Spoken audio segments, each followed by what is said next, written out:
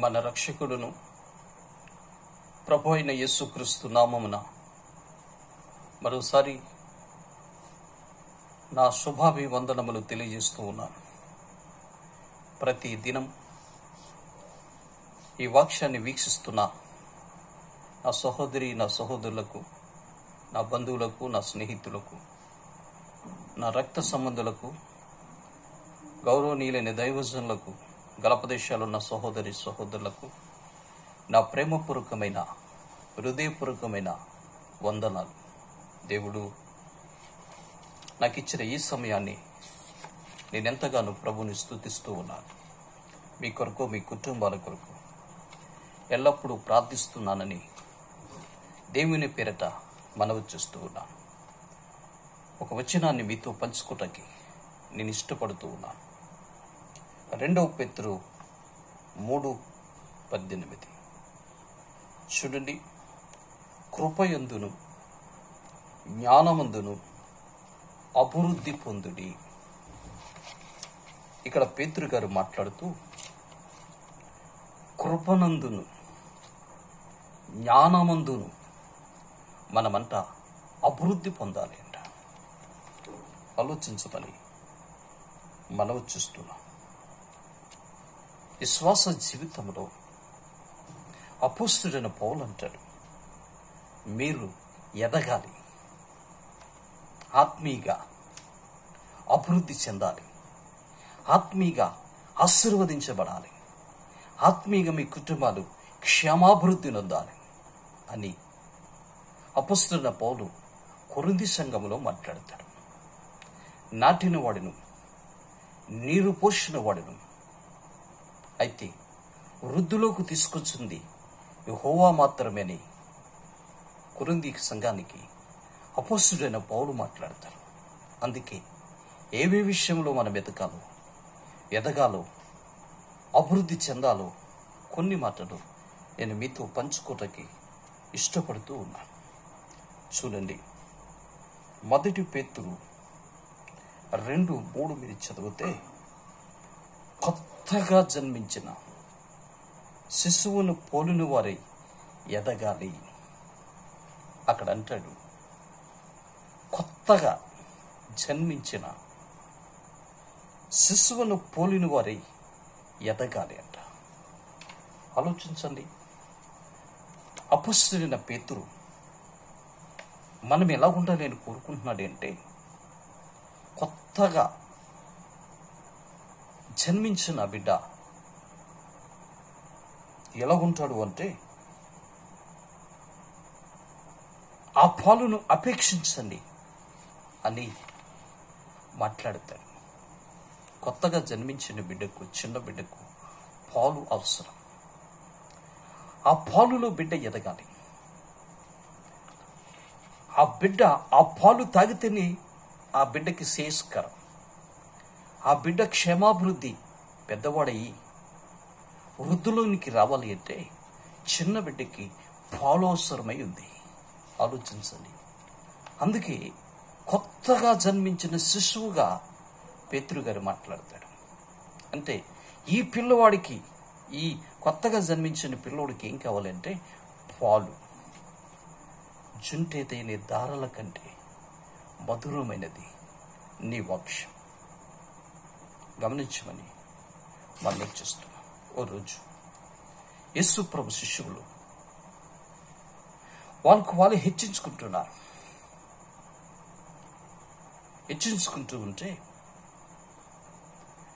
నేను గొప్ప, నేను గొప్ప, నేను గొప్ప, నేను గొప్ప అని వాళ్ళే సంబోధించుకుంటూ ఉన్నారు. ఇదంతా క్షుణ్ణంగా ఎరిగిన యేసు ఓ చిన్న పిల్లవాడిని, బాలుని తీసి ఒక బల్ల మీద నిలబెట్టి, పరలోక రాజ్యము ఇలాంటి వాడిదే అన్నాడు. ఆలోచించండి, ఆ చిన్న బిడ్డను నిలబెట్టి పరలోక రాజ్యం ఇలాంటి వారిది అన్నాడు. అంటే చిన్నపిల్లల్లో కోపం ఉండదు, చిన్నపిల్లల్లో పగ ఉండదు. ఆ మధ్య గుంటూరు కోబేల అనే పేటలో చిన్నపిల్లలిద్దరూ కాన్వెంట్కి వెళ్తూ ఆ కాన్వెంట్లో ఆడుకుని వస్తూ ఒకరి మీద ఒకరు ఇసుకేసుకుని ఏడుస్తూ ఇంటికి వెళ్ళారు. ఇంటికి వెళ్తే ఒక ఆయనేమో పోలీసు, ఒక ఆయనేమో ఆయన కేసు పెట్టాడు పోలీసు. ఈ ఈ ఈ పిల్లోడి తండ్రి ఏమో రౌడీలు తీసుకుని ఆ ఇంటి మీదకి వెళ్ళాడు. ఆ రాత్రి ఆ ఊర్లో ఎవరికి నిద్ర పట్టలేదు. ఓ భయంకరమైన వాతావరణం, భయంకరమైన పరిస్థితి ఆ ప్రాంతంలో ఏర్పడింది. మొత్తం మీద అదుకుంది, సొద్దు పనికింది పెద్దల ద్వారా. ఆ తర్వాత ఈ పిల్లలిద్దరూ కానివింటి వెళ్తూ తన తల్లి చెప్పింది, ఇతని తల్లి చెప్పింది, ఏయ్ వాడి జోలికి వెళ్ళవు, చంపుతానని ఆమంది. ఏమేమో నీ వాడి జోలికి వెళ్తే నిన్ను చంపుతానని ఈమంది. మొత్తం మీద వీళ్ళిద్దరూ ఆ కాన్వెంట్ వెళ్తూ ఆ బస్సులో వాళ్ళిద్దరూ స్కూల్కి వెళ్తూ ఆ కాన్వెంట్ బస్సు దిగి ఒకడు భుజాల మీద ఒకడు వేసుకుని ఆ స్కూల్కి వెళ్తూ ఉంటే అందరూ ఆశ్చర్యపోయి ముక్కు మీద వేలేసుకున్నారు. కారణం ఏంటంటే పిల్లవాళ్ళలో పగ ఉండదు, పిల్లవాళ్ళలో కోపం ఉండదు, పిల్లవాళ్ళలో అసూయ ఉండదు, పిల్లవాళ్ళలో స్వార్థం ఉండదు. అందుకనే ఈ పేతురు గారు మాట్లాడుతూ నువ్వెలాగుండాలి అంటే కొత్తగా జన్మించిన శిశువు పోలి నువ్వు ఎదగాలి. ఆ పాలుని అపేక్షిస్తున్నా నీవు. ఏ పాలు? వాక్యమనే పాలు. ఆ వాక్యమనే పాలుని నువ్వు అపేక్షిస్తున్నావు కనుక ఆ పాలుని మనము ఆ పాలును తాగుతున్నాం కనుక ఆ పాలు తాగుతున్న మన జీవితాలలో మనలో పగ కానీ, మనలో కోపము కానీ, మనలో శత్రుత్వము కానీ, మనలో అసూయ కానీ ఉండకూడదు అని ఈ లేఖనాలు చెప్తున్నాయి. నా ప్రియమైన సోదరి సోదరుడా, దండం పెట్టి దేవుని రాజ్యాన్ని మనం స్వతంత్రించుకోవాలి అంటే, దేవుని రాజ్యానికి హక్కుదారులు మనం కావాలి అంటే, దేవుని రాజ్యంలో ప్రవేశించాలి అంటే మనకుండే గుణలక్షణం మొట్టమొదటిది శిశువును పోలి మనం ఉండాలి. అందుకే కొత్తగా జన్మించిన పోలునే శిశువుని గురించి పేతురు గారు మాట్లాడతారు. ఆలోచిస్తే మరి ఒక్కసారి మనసు పెట్టండి. ఓ రోజు అపొస్తలుడైన పౌలు, మీరు బోధకులు అవుతారేమో అనుకున్నాను, కానీ మిమ్మల్ని చూస్తూ ఉంటే మీరు ఇంకా పాలు తాగేవారిలాగా ఉన్నారు అని ఓ సందర్భాన్ని బట్టి పౌలు వారు మాట్లాడతారు. మీరు మరలా తిరిగి చూడండి, మనము ఆత్మీయంగా ఎదగాలి, ఆత్మీయంగా అభివృద్ధి చెందాలి, ఆత్మీయంగా డెవలప్మెంట్ కావాలి. మన జీవితాల్లో మనం ఇంకా ఇంప్రూవ్మెంట్లో ఉండాలి. ఎందులోనంటే ఆత్మీయతలో. అపొస్తలుడైన పౌలు రోమన్ సంఘానికి మాట్లాడుతూ ఒక విలువైన మాట మాట్లాడతారు. ఏమని అంటారంటే, మొదట మీరు ఆత్మానుసారంగా నడిచిన మీరు తర్వాత శరీరసారంగా నడుస్తున్నారు అని అక్కడ మాట్లాడతారు. మీరు గలతీ పత్రిక 3వ అధ్యాయం 1వ వచనాల నుంచి మీరు చదువుకుంటే అక్కడ అపొస్తలుడైన పౌలు గలతీ సంఘంలో తిడుతున్నాడు. బాధిషి బూతులు కాదండి.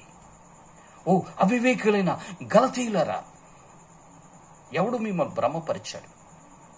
మీ ఎదుట చిలివేయబడిన క్రీస్తును మీ కళ్ళ ముందు ప్రదర్శించాను, మీ కళ్ళ ముందు ప్రకటించాను.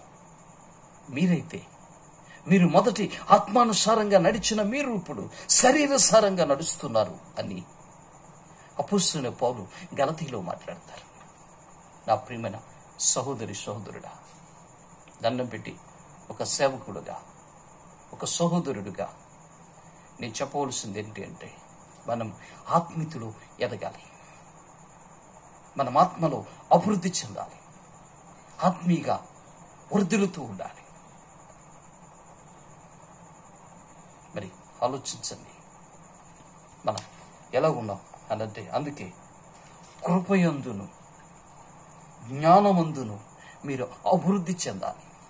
కృపలో అభివృద్ధి చెందాలి, జ్ఞానములో అభివృద్ధి చెందాలి. జ్ఞానం అంటే మనం జ్ఞానములో జ్ఞానముగా నడుచుకోవాలి. అజ్ఞానం వలె కాక జ్ఞానముగా నడుచుకోమని మనం చూస్తాం. మరి ఒక్కసారి మనం ఆలోచించుకోమని కూడా నేను మనవి చూస్తున్నాను. నా ప్రియమని సహోదరులరా, మనం ఆలోచిస్తే మొట్టమొదటిది శిశువును పోలిన వారి మనం ఎదగాలి. రెండవది మత్తయి సువార్త 6:38 మీరు చూస్తే, ఏమి తిందుమో, ఏమి తాగుదమో, ఏమి ధరించుకునమో అని చింతపడకూడదు. చూడండి, అడవి పువ్వులు చూడండి, అవి ఎలా ఎదుగుచున్నాయో. ఆకాశ పక్షులను చూడండి, అవి బ్యాంకులో డిపాజిట్ ఉండవు, బ్యాంకులో డబ్బులుండవు. ఆకాశ పక్షులకి ఆస్తులుండవు, ఆకాశ పక్షులకి నివాసాలుండవు. అయినా వాటికంటే మీరు శ్రేష్ఠులు. చూడండి, వాటికంటే మీరు శ్రేష్ఠులు అని మనం ఇక్కడ చూస్తే గడ్డి పువ్వును పోల్చాడు దేవుడు. గడ్డి పువ్వు చూడండి ఎంత కలగా ఉంటుంది. గడ్డి పువ్వును చూడండి ఎంతో సౌందర్యంగా కనబడుతుంది. ఆ గడ్డిలో అది ఎంత ఏపుగా ఎదుగుతుంది. ఆలోచిస్తే మీరు అడవి పువ్వు వలె ఎదగాలి. ఏమి తిందమా, ఏమి తాగుదమా విచారణ పడక ఎలా బ్రతకాలి, ఈ సమస్యలోంచి ఎలా తప్పించబడాలి, ఈ శోధన గుండా వెళ్తున్న మన జీవితాలు ఎలా మనం అని చింతపడి మీ ప్రాణాలు పోగొట్టుకునేదానికంటే, మీ జీవితాలలో రోగాల మేములోకి ఉండేదానికంటే, మీ జీవితాలలో అడవి పువ్వులను చూసి అవి ఏ విధంగా ఎదుగుతున్నాయో మీరు కూడా ఆ విధంగా ఎదగాలి అని యేసు ప్రభు తన దగ్గరకు వచ్చిన వారిని చెప్పినట్లుగా ఈ మత్తయి సువార్తలో మనం చూస్తాం. నా ప్రియమైన సహోదరుడా, ఆలోచించుకోమని నేను మనవి చూస్తున్నాను. మన జీవితాలను ఒక్కసారి మనసు పెట్టమని మనవి చూస్తున్నాను. మరొక మాట, కీర్తనలు 92:12 మీరు చూస్తే, లెబోని మీద దేవదారు వలె మీరు ఎదగాలి. రెండో చూడండి, నీతిమంతులు దేవదారు వృక్షం వలె ఎదగాలి అని ఇక్కడ రాస్తాడు. దేవదారు వృక్షం చూడండి, అది ఏపుగా తిన్నంగా అది ఉంటుంది. లెబోను పర్వతం మీద దేవదారు వృక్షం వలె మీరు ఎదగాలి అని మనం ఇక్కడ చూడగలుగుతున్నాం. నా ప్రియమని సోదరుడా, మీరు ఆలోచన చేస్తే దేవదారు వృక్షం అది విశాలమైన కొమ్మలు. ఆ కొమ్మల మీద పక్షులు గూడు కట్టుకుని ఉంటాయి. ఆ గూడు అనేకులకు నివాసకంగా ఉంటుంది. ఆ దేవదార ఆ వృక్షమే నా ప్రభువైన యేసు. నీ కొరకు నా కొరకు 2000 సంవత్సరాలకి పూర్వమే సస్య శరీరుడుగా ఈ లోకానికి వచ్చి ఒకటి తప్ప 40 కొరడాల దెబ్బతిని ఆకాశానికి భూమికి నడి మధ్యలో సిలువలో ఎలాడి నీ కొరకు నా కొరకు మరణించి ఎవరు సమీపింపరాని తేజస్సులో ఆయన నివసిస్తూ ఉన్నాడు. మనం అక్కడికి వెళ్ళాలి అంటే ఆలోచించండి. అందుకే ఇక్కడ దేవదారు వృక్షాన్ని పోర్చాడు. అది కొమ్మలుగా విభజించబడి అది ఫలభరితంగా మారింది. ఆ వృక్షమే ప్రభువైన యేసు. ఆ వృక్షం కింద నీవుంటే, ఆ వృక్షమ నీడలో నీవుంటే నీకు క్షేమాభివృద్ధి కలుగుతుంది, సమాధానం కలుగుతుంది, నెమ్మది కలుగుతుంది, ఆరోగ్యం కలుగుతుంది, క్షేమాభివృద్ధి కలుగుతుంది, మేలులు చూస్తాం. నీ జీవితం విశాలపరచబడతాని ఆలోచించి 3 అనుభవాలు చెప్పాను. ఒకటి, మనం ఎలా ఉండాలి అంటే కొత్తగా పుట్టిన శిశువు వలె ఉండాలి అని పేతురు గారు మాట్లాడాడు. రెండవది, మనం చూస్తే అడవి పువ్వు వలె మనం ఎదగాలి. మూడవది చూస్తే దేవదారు వృక్షం వలె మనం ఉండాలి. అలా మీరు జీవించండి. దేవుడు మిమ్మలను, మీ కుటుంబాలను సమృద్ధిగా దీవించునుగాక. ప్రేమ నమ్మకమైన తండ్రి, ఆశ్చర్యకరుడు, కొన్ని నిమిషాల మీ పాదాల దగ్గర గడపటానికి మీరిచ్చిన ఈ సమయాన్ని బట్టి నీకు స్తోత్రాలు చెల్లిస్తూ అయ్యా, ఎందరైతే ఈ వాక్యం వింటున్నారో వారందరినీ దీవించి నీ రెక్కల నీడలో కాపాడమని యేసుక్రీస్తు వారి ఉన్నత నామమును బట్టి ప్రార్థిస్తున్నాను తండ్రి. ఆమేన్. దేవుడు మిమ్మలను మీ కుటుంబాలను సమృద్ధిగా దీవించునుగాక.